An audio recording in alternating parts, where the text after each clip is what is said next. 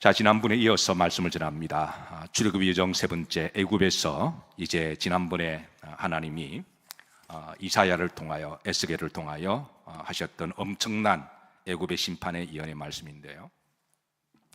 사실 고대에서는 애굽이라는 나라가 망할 줄로 생각하는 사람은 한 사람도 없었을 거예요. 우리가 생각하는 그 이상의 엄청난 제국이어서 역사의 30년 동안에 하늘의 태양으로 제국의 나라여서 아마 그 어떤 사람도 애국이라는 제국이 망할 거라고 생각하는 사람은 한 사람도 없을 겁니다. 그런 시대에 하나님은 주의 종 이사야와 에스겔을 통해서 하나님이 때가 되시면 그 나라를 내가 심판하시겠다고 하는 예언의 말씀을 주셨는데요, 그 예언의 말씀을 담은 곳이 이제 이사야 19장과 에스겔 29장의 말씀입니다. 자, 우리는 지난번에 하나님이 심판 이유를 말씀하십니다. 첫 번째가 뭐에 대한 심판이시라고요? 우상에 대한 심판이다. 애굽이라는 나라가 워낙 많은 우상 숭배를 하고, 십계명의 첫 번째가 두 번째가 우상 숭배하지 말라는 거잖아요. 죄 없다 하지 아니하리라. 하나님이 심판하실 것임을 십계명의 첫 번째 두 번째인데요, 애굽에 수많은 우상들이 있었고, 그리고 그 우상의 최정점에는 누가 있었다 그랬나요? 파라오. 결국은 애굽의 왕들을 우상 숭배하기 위한 어떤 정략적인 우상 숭배였습니다. 근데 하나님은 파라오 왕들을 치시겠다는 거예요. 그게 이제 첫 번째 심판 예언이시고요. 자, 오늘은 두 번째입니다. 자, 퀴즈 하나 내도록 할게요. 자, 오늘도 선물을 하나 준비했습니다. 자, 사순절 여정을 지나고 있습니다. 몇 번째 날일까요?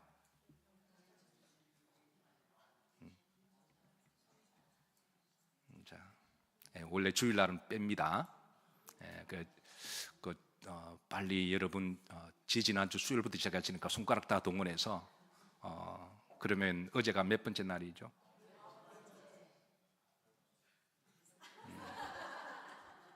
우리 남은순 군사님 10번이라고 대답하셨나요? 예, 맞습니다. 예배 끝나고 가져가세요. 예. 남이 좀 상 받은 박수도 좀 치세요. 자, 우리가 이제 또 10번째 날을 기념해서 또 예수님의 피를 또 이렇게 다시 한번 은혜롭게 불러주셔서 감사드립니다. 자, 19장 2절입니다. 하나님께서 애굽의 내전과 혼란이 있을 것임을 예언하셨습니다. 2절에 보시면, 자, 내가 애굽인을 격동하여 애굽인을 치려니 그들이 각기 형제를 치며, 그렇습니다. 각기 내전이 있을 것임을 그렇게 예언하셨는데요. 자, 애굽은 총 30왕조라고 이야기했습니다. 그 30왕조 중에, 자, 한번 자료를 보시죠. 7왕조에서 11왕조 사이에 5번의 왕조의 내란이 있었습니다. 그래서 왕조가 바뀌어버립니다. 그 다음에 13왕조에 17왕조까지 또 몇 번의 왕조 내란이 있었나요? 그것도 5번입니다. 여러분, 제가 다 끝나고 몇 번인지 물어볼 거예요. 자, 19왕조에서 22왕조까지 몇 번의 내란이 있었나요? 4번 있었습니다. 24왕조 때 또 반란이 일어나 5왕조가 들었었습니다. 마지막이다 30왕조 때 내부 반란이 일어나서 나중에 이것 때문에 국군이 점점 기울어지면서 나중에 로마 제국에 멸망당하는데요. 그러면 총 30왕조 중에 이제 큰 왕조가 뒤바뀔 정도의 그런 내란이 몇 번 있었나요? 많이 있었습니다. 그러니까 왕조가 바뀔 정도의 내란이 16번 있었습니다. 그리고 이제 또 세부적인 반란과 내란이 많았었고요. 자, 세 번째 19장 4절에 보면 이제 포악한 왕이 일어나서 그들을 다스릴 것이다. 4절입니다. 합독합니다. 그가 애굽인을 잔인한 주인의 손에 붙이리니. 어떤 왕이? 포악한 왕이. 자, 이 포악한 왕은 누구를 말할까요? 우리가 역사의 뒤안길을 살아가는 사람들에게 통찰의 복이 있습니다. 역사가 지나간 다음에 우리가 그 역사를 우리가 확인할 수 있는 그런 이제 은혜가 있습니다. 우리는 역사를 다 알잖아요. 이제는 BC 30년에 로마의 옥타비루스 황제에 의해서 애굽이 완전히 멸망당합니다. 이게 이제 BC 30년에 옥타비아누스 황제에 의해서 성경에 말씀하신 대로 포악고낭이 이제 애굽 제국을 멸망시킬 것임을 그 예언이 성취가 되었습니다. 자, 나일강의 저주입니다. 자, 사실 애굽이 한창 번영했을 때 저들은 나일강과 함께 번영했는데요. 나일강은 이집트 상에서 하루 관통을 하면서 애굽의 전 영역의 생명의 젖줄이 되었습니다. 나일강은 애굽인들에게 생수를 공급해 주었고, 그리고 짐승도 가축도, 그리고 그물로 농사를 지었습니다. 특별히 나일강 상류에 범람한 그 물들은 비옥한 영양분을 가지고 하류로 내려오면서 최고의 비옥한 영토를 만들어줬는데요. 역사적 자료에 하면은 그 밑에 이렇게 상류 내려온 그 비옥한 영양분의 그 퇴적층으로 말미암아 1년에 무려 5번, 6번 모자가 됐다는 거예요. 우리나라가 몇 번 모자가죠? 땅이 좋은 것은 이모작도 합니다. 이게 이제 동남아시아 같은 경우도 워낙 일기가 좋고 비옥한 영토에서 3무작 정도도 한대요. 근데 여러분, 그 당시 애굽은 5무작, 6무작을 했다는 거예요. 그러니까 정말 곡식의 창고였습니다. 엄청난 그런 비옥한 땅이었고요. 그리고 이 나일강은 저들의 물류 역할을 해서 수상 고속도로를 만들었는데요. 애굽 전역에 물류를 날랐고, 지중해와 아라비아를 통해서, 아라비아 바다를 통해서 여러 주변의 무역의 통로로 사용되었습니다. 어부들은 나일강에서 고기를 낚아 오리면서 노래를 불렀고, 귀족들은 나일강의 유람선을 즐기면서 저들은 축제를 벌였습니다. 나일강 주변에 잘 자라는 파피루스를 통해서, 당시 이 파피루스를 만든 기술은 금보다 더 귀하게 취급되어서 그 파피루스 만들 종이를 만들었잖아요.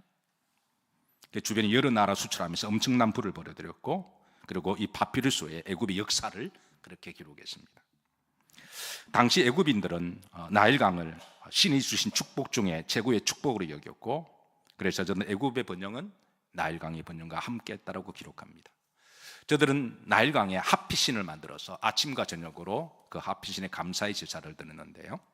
자, 애굽이 한창 나일강 관계 번영했을 때 당시 나일강 모습을 한번 보시죠. 사진을 보십니다. 자, 이 나일강의 모습은 제가 여러 자료로 제가 직접 만든 지도입니다. 애굽 전역이 이 나일강의 메인 나일강만 지금은 남아 있는데요. 근데 성경이나 이 자료를 보면 그 나일강과 여러 지류로 우리 한강에 색강들이 많이 뻗어나가잖아요. 그런 식으로 해서 애굽의 전역에 이렇게 강들이 이렇게 뻗어나가고, 또 그런 땅은 지금과 다른 황무한 땅이 아니라 그 지류가 뻗어나가는 땅은 상당히 비옥한 땅으로 그렇게 추정이 됩니다. 자, 이제 그 다음 모습 보십시다. 이제 고대 백화에서 나오는 나일강의 모습을 복원한 그런 그림인데요. 자, 이렇게 풍요로운 나일강이었습니다. 그 당시 나일강 워낙 넓은 데도 많아서 나일강을 바다라고 부르기도 했고요. 자, 이렇게 이제 사람 여기에 와서 고기도 잡고 노래도 부르고 귀족들은 유람을 즐기고 축제를 벌였던 저들은 나일강을 노래했고, 거기에서 제사를 드렸습니다. 그 다음 보시죠. 자, 나일강 중심으로 해서 피라미드를 세우고요. 각종 이제 건축 기술도 이제 발전하게 되고, 그 다음 보십시다. 정말 물리 역할을 해서, 그래서 이제 그 강을 통해서 그 전역으로 이렇게 고속도로 역할을 하기도 하고, 지중해를 통하고 아라비아, 그리고 고기를 낚아 올려서 어부들을 노래하게 만들었던 강이 바로 나일강의 옛적의 그런 모습인데요. 자, 이런 나일강이 자 이제 마를 것이라고 그렇게 예언하셨습니다. 이런 나일강이 마를 것이다. 두 번째, 그 강이 악취가 날 것이다. 이사야 19장 6절입니다. 19장 6절 보시면, 자, 여기 보시면 우선 5절 보십시다. 바닷물이 없어지겠고, 나일강을 이야기하거든요. 그 다음에 이제 색강이 잦아서 마르겠고, 6절에 보시면 강들에서는 복수죠. 그러니까 색강을 이야기합니다. 그리고 그 다음에 중반절에 애굽의 강물은 뭐하고? 줄어들고. 그렇게 풍요로웠던 애굽의 그 물들이 줄어들고 마를 것이다. 역사적으로 이집트의 나일강의 수량은 점점 줄어들고 있는데요. 그 많은 물들이 줄어들므로 색강들이 말라서 사라지고 이제는 거의 없어지고 메인강만 남았습니다. 그런데 그 색강들도 사라지고 있는데요. 나일강의 물은 1970년대부터 해마다 10%에서 20%가 지금 줄어들고 있다 그래요. 자, 그 강들이 악취가 날 것이다. 6절에 보시면, 자, 강들에서는 뭐가 나겠고? 악취가 나겠다. 사진 한번 보시죠. 예, 이건 제가 찍은 사진입니다. 강들 주변에 보세요. 온 쓰레기들이 이렇게 많아서 이게 고센으로 가는 길이거든요. 람세스로 가는 길. 그 다음 사진 한번 보시죠. 예. 제가 저 사진을 찍은 곳이 어디냐면, 자, 밑에 카이로 수도잖아요, 그죠? 카이로 수도인데도 여러분 가보시면 알지만 도로에 여러분 도로에 차도가 없습니다. 차도가 없는데 그냥 막 다녀요. 차도도 없고, 예. 차도도 없이 그냥 막 다니는, 예, 수도가 그러고. 카이로에서 그 다음 지도 보시죠. 이제 고센 람색 가는 길 어근 가운데 저게 제가 사진 저게 장소라고 적어놨죠, 그죠? 그나마 그래도 나일강이 그 위에 보면 지금 색강들이 다 없어졌잖아요. 그나마 이 삼각주의 색강으로 그래도 남아 있어서 그래도 풀들이 좀 자라는 곳이어서 저런 식으로 이제 보면 비옥하게 보이는데요. 자, 사진 찍은 바로 저곳이 바로 이제 보십시다. 그다음 이 사진입니다. 네, 그 가는 길에 색강의 사진의 모습이 이런 모습입니다. 그러니까 그 강이 얼마나 악취가 날까요? 자, 셋째, 나일강에 대해서 주변의 초장과 곡식밭이 다 마를 것이다. 7절에 보시면, 자, 나일 가까운 곳 나일 언덕의 초장과 나일강 가까운 곡식밭이 다 말라서 난려가 없어질 것이며, 옛날에는 오무작 육무작 했던 그런 나일강 주변의 그 주변이 이제는 여러분 그런 거 없습니다. 곡식을 제대로 생산하지 못하는 황폐한 땅이 되었어요. 6절에 보시면 여기 이제 갈대와 부들이라는 말이 나옵니다. 갈대는 이 파피루스를 이야기합니다. 키가 큰 식물, 수생종, 이게 파피루스를 이야기하고요. 그때는 그렇게 풍성했던 파피루스가 지금은 거의 다 사라졌습니다. 부들은 작은 풀을 이야기합니다. 나일강에 자라는 작은 풀들. 이 풀들은 얕은 강가에서 깔려져 자라게 되면 붉은색을 띠게 되는데, 그래서 때로는 홍해라고 부르기도 합니다. 출애굽기 2장 3절에 보시면, 자, 여기 보시면 구름절이 나옵니다. 자, 요게벳이 모세를 위하여 갈대 상자를 만들었을 때 바로 여기 있는 나일강에 있는 갈대를 통해서 이제 상자를 만들었음을. 그럴 때 그렇게 많았던 파피루스나 그런 식물들이 지금은 이렇게 오염된 땅에 무슨 자랄 수가 있을까요? 다 마를 것임을. 자, 네 번째, 어부들은 단식할 것이다. 19장 8절에 보면 어부들은 뭐하며? 단식하며. 나일강에서 낚시를 던지는 마다 뭐하며? 슬퍼하고. 물 위에 그물을 치는 자는 뭐할 것이다? 피곤할 것이다. 고대 애굽의 나일강은 어부들에게 있어서 일종의 보물 창고와 같았습니다. 배를 타고 그물만 던지기만 하면 저들은 풍성한 고기를 끌어올렸고, 고기를 잡을 때마다 저들은 노래를 불렀고 춤을 추었습니다. 그런 풍요로운 고기를 내어주던 나일강이 이제는 오염의 악취가 나서 더 이상 고기가 살 수도 없고 잡을 수가 없는 곳임을 예언합니다. 사진 보시죠. 제가 고센으로 가는 길에 찍은 사진입니다. 여러분, 이게 그 나일강 그 옆에 쓰레기들이 막 보이죠? 예. 근데 지금 뭐 하고 있는 것 같으세요? 배 타고 있는 사람 두 사람 뭐 하고 있는 것 같으세요? 이 사진을 좀 확대할 수 없나요? 예. 저 방송실 응답하라. 예, 방송실 어떤 기술이 가능해요? 저걸 좀 확대시켜 보세요. 사진만. 저는 이제 버스 타고 오면서 가까이 좀 봤는데요. 저 그물들 주고 낚시하고 있어요. 저게. 보시면 이 그물을 던지고 그물 이렇게 올리는 거 보이세요? 실수 낚시예요. 제가 저거 보면서 가슴이 막 미어져요. 아니, 저런 곳에 고기가 살까? 아니, 저런 곳에 고기가 살면 그 고기는 어떤 고기들일까? 근데 고기를 잡는 목적이 뭐예요? 예, 먹으려고 잡는 거잖아요. 각종 오염된 물고기들. 자, 그래서 이 나일강 주변의 사람들이 또 물을 먹어야 되니까 저들 나름대로 정지해서 먹는데, 그래서 저들이 이 물을 먹고 이 고기를 먹고, 그래서 이 지역에 나일강 이 주변에 사는 사람들이 수인성 질병이 엄청 많이 걸린다는 거예요. 여러분, 수인성 질병 같으면 대표적으로 어떤 게 있죠? 이질, 콜레라, 창티푸스. 우리나라도 옛날에 1950년대 이런 병이 얼마나 많았나요? 근데 그 중에 주혈흡충증이라고 하는 병이 있는데요. 이거는 바로 이제 소변을 보면 소변에 피가 나는 병이래요. 복통이 일어나고 간티스토마가 걸리고 간이 붓고 그래서 수명이 오래 못 산답니다. 제가 그걸 보면서 우리나라 사람들이 옛날에 이렇게 살지 않았을까. 자, 9절입니다. 애굽의 땅과 사막이 황무지가 되리니 그랬습니다. 애굽의 땅이 사막 황무지가 되리니. 9절입니다. 합독합니다. 애굽의 땅이 사막과 황무지가 되리니. 예. 자, 내가 여호와 역사를 다스리시고 주관하시고 심판하시는 분 누구시라고요? 결국은 역사를 주관하시는 분 하나님이십니다. 고대 애굽의 사막은 지금처럼 이렇게 사막화되지는 않았을 것입니다. 왜냐하면 나일강 지류로 뻗어나가는 그 물들이 주변에 살아있는 땅으로 만들었기 때문에. 자, 사진 한번 보시죠. 자, 이 사진은 제가 카이로에서 그 다음날 고센 땅으로 가면 찍은 사진입니다. 여러분, 고센 땅 하면 워낙 비옥한 땅이어서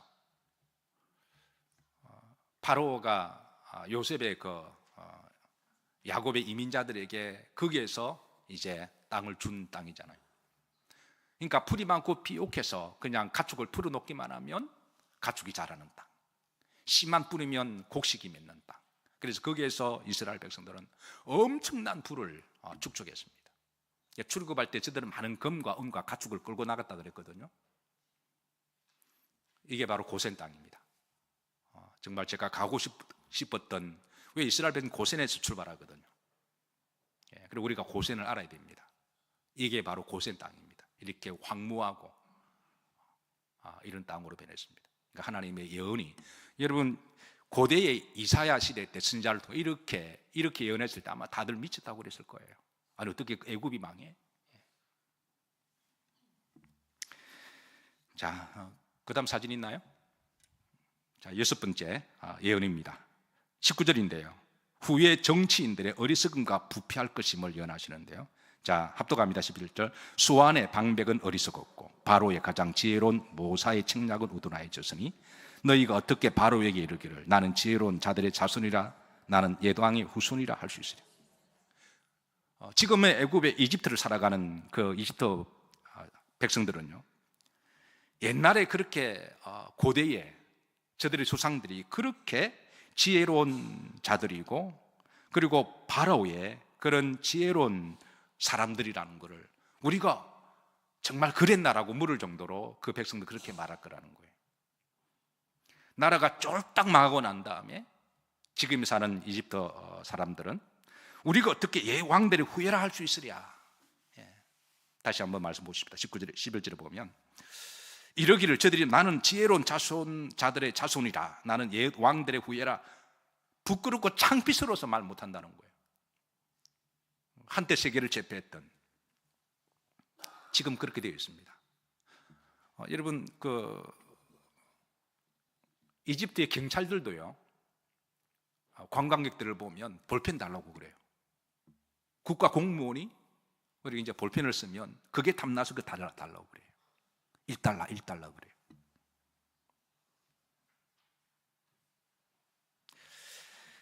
후렴절에 보시면 그들의 후손들이 그들의 정치인들을 조롱한다 그러죠. 11절 보시면, 자, 바로의 가장 지혜로운 모사의 칙락은 매졌고 우둔했고, 그러니까 그 후손들의 정치인들은 이제는 다 우둔해졌고 어리석고 그랬다는 거죠. 그리고 백성들은 조롱한다고 이야기합니다. 이집트 1인당 국민 소득은 2023년도 기준으로 하면 얼마일까요? 4,270불로 기록되어 있습니다. 우리나라와 거의 9배 차이가 나죠. 그런데 바로 옆에 요르단에 1인당 국민 소득은 4,700불입니다. 그렇게 별로 차이 안 나요. 여러분 지도를 아시지만 그 요르단이 있고 바로 그 밑에 이집트가 옆에 이집트가 있잖아요. 이집트가 있고 요르단이 있잖아요, 그죠? 체감적으로 이집트에서 있다가 요르단 건너가면 느낌이 천국 같다 이런 느낌이 있습니다. 자, 얼마 전에 성지순례 다녀오신 두 분 계시죠, 우리 교회에. 자, 우리 교회 김혜숙 우리 박지령 권사님하고 김혜자 권사님 두 분 다녀오셨죠. 예, 이집트 갔다 요르단 건너가셨죠. 느낌 어때요? 다른 나라 같으죠. 국민소득은 비슷해요. 불과 400~500불 차이 나는데 느낌이 그냥 이집트는 지옥 같고 요르단 천국 같을 정도입니다. 또 왜 이렇게 차이가 날까요? 아니, 국민소득은 비슷한데 그 이유는 바로 이집트 정치인들의 부패입니다. 사실 4,700불보다 많은 돈은 아닙니다. 근데 그거를 백성들에게 잘 나눠주고 하면 그래도 먹고는 살아요. 굶지는 않습니다. 우리나라 6.25 때 한 50불밖에 안 됐다 그랬잖아요. 그런데 이집트 정치인들이 부패를 통하여 자기들이 다 착복하는 거예요. 이집트의 정치인들의 부패 지수가 180개국 중에 117입니다. 그러니까 부패 지수가 얼마나 많은지 드러나고 있는 거죠. 그러니까 그 한때에 그렇게 잘 나갔을 때 그들의 탁월한 정치, 탁월한 모사는 지금은 다 사라지고 아둔한 자가 되고 우둔한 자가 되고 후손들로 말미암아 조롱받는 그 나라가 될 것임을 예언하신 것이죠. 자, 다음 사진 보시죠. 고센 지역에 사는 일상 사람들의 모습입니다. 왼쪽에 보시면 자판을 깔아놓고 머리에 히잡을 쓰는 한 여인이 배추 몇 개 갖다 놓고 장사를 해요. 옛날에 저 지역이 얼마나 비옥한 땅이었는데요. 배추 몇 개 팔려고 그리 앉아서 하루 종일 때 앞에서 앉아 있어요. 그림 좀 크게 보이시나요? 오른쪽에 있는 보면 더 마음이 아파요. 그런 한 주부가 과일 몇 개를 갖다 놓고 파는데요. 그것도 과일도 말라 비틀어지고 먼지가 자욱해서 사 먹을 수도 없는 그런 과일입니다. 옆에 있는 아이가 누굴까요? 아마 딸이지 않을까요? 학교 가서 공부해야 될 아이가 하루 종일 엄마 옆에 앉아서 저 과일이나 팔고 있습니다. 그들의 미래가 있을까요? 저는 이 모습을 보면서 우리나라 50년대, 60년대 모습이 이르지 않았을까 생각합니다. 우리는 정말 하나님께 감사해야 됩니다. 우리는 과거를 잊으면 안 됩니다.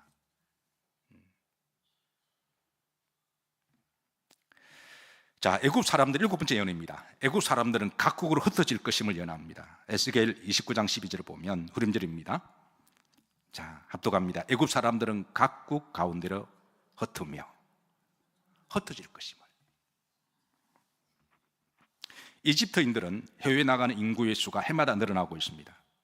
합법적인 임무로 나가는 사람들은 다른 나라에서 받아주지 않으니까 드물고 다 불법적으로 나가는 거예요. 배 타고 이렇게 불법적으로 국경을 넘고 목숨 걸고 나가는데요. 왜 나가느냐? 한마디로 왜 나갈까요? 먹고 살기 힘드니까 나가는 거예요. 고향을 버리고 친척을 버리고 부모를 버리고. 이집트 인구가 2023년도에 기준에 하면 1억 500만 명 정도가 됩니다. 1억 명에서 약간 넘어요. 그런데 해외로 나간 이집트 인구의 수가 약 100만 명이 넘는데요, 10%가 됩니다. 문제는 해외로 나가는 사람들이 더 늘어나고 있고 젊은 사람들은 어떻게 하면 기회가 되면 빨리 나가려고 그럽니다. 더 이상 희망이 없다는 거예요. 애굽은 희망이 없다. 젊은 사람이 버린 땅, 더 이상 희망이 없는 거죠. 젊은 사람들이 자꾸 대한민국 헬조선이라고 그러는데 저는 이 말도 사실은 우리나라 건강한 청년들이 지어낸 말이라고 생각 안 합니다. 저는 불순한 무리들이 저는 지어낸 말이라고 생각합니다. 지금 여러분 대한민국 얼마나 살기 좋아요. 물론 힘들기는 하지만 정말 이런 나라에 비하면 하나님께 감사해야 돼요. 앞으로 더 늘어날 거라고 그래요. 목숨 걸고 국경을 넘고 도망갑니다. 8번째, 애굽의 백성들은 여러 민족 중에 해치는 무기가 될 것임을 예언합니다. 19절 흔들어 보십시다. 여러 민족 가운데로 말이라 해치리라. 아니, 서로 다른 나라 가서 잘 살면 되죠. 근데 문제는 그곳에 가서 이렇게 다른 사람을 또 해치는,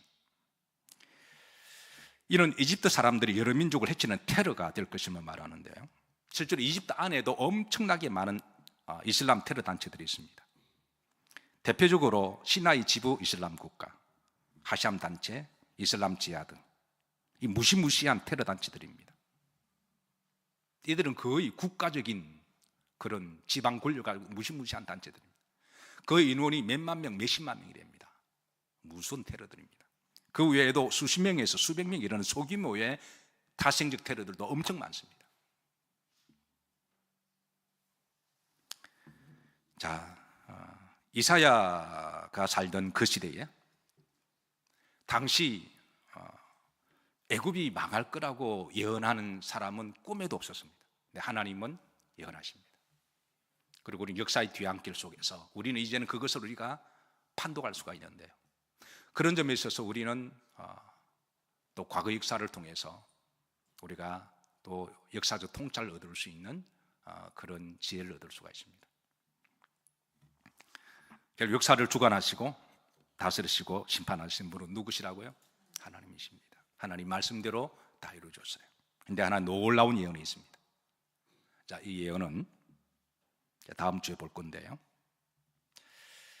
하나님이 애굽을 심판하신 후에 그곳에 하나님을 섬기는 성읍이 나올 것임을 예언합니다. 그곳에 가나안 방언으로 하나님을 부르는 사람들이 나올 것임을, 이 놀라운 예언입니다. 그래서 제가 애굽에 갔을 때 제가 특별히 가고 싶은 곳이 바로 두 곳이 있었는데요, 콥틱 크리스찬들의 예배드리는 곳, 제단, 그곳에 하나님의 제단이 나올 것임을 예언하고 있습니다. 그 애굽이 하나님 제단이 나온대요.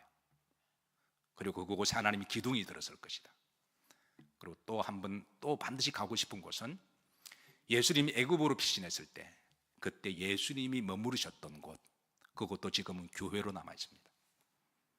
그곳을 우리가 다음 주에 우리가 또 예언적 말씀으로 살펴볼 것입니다. 자, 오늘 우리가 이 땅이 황무함을 보소서 찬양을 드렸는데, 우리가 오늘 이 시간만은 애굽의 땅의 황무함을 우리가 기억하고 그 나라가 다시 하나님이 긍휼히 여겨주셔서 사람이 살만한, 어쨌든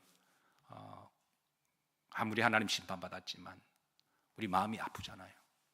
회개하고 돌아와서 사람이 살만한 땅이 되기를 기도하시고, 또 아울러 역사를 주관하시는 하나님께서 우리 대한민국을 잘 주관해 주시도록, 또 우리 개인의 역사도 잘 주관해 주시도록 우리 다 같이 찬양하고 기도하는 시간 갖도록 합니다.